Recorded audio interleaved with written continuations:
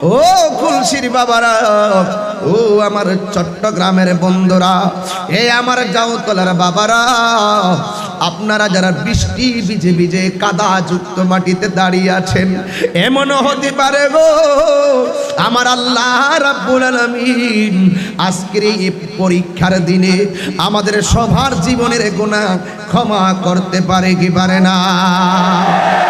এই জন্য যুবক, এটাই তো প্রেমিক, বৃষ্টির ভিতরে তারা বাড়িতে যায় না।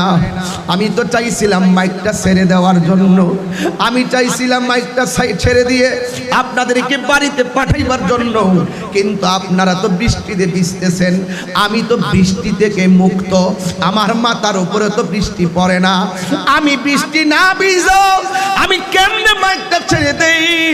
আপনারা যারা প্রেমের বাগানে হাজির হয়ে গেছেন, আপনারা তো একটা পরীক্ষার ময়দানে এসে গেছেন।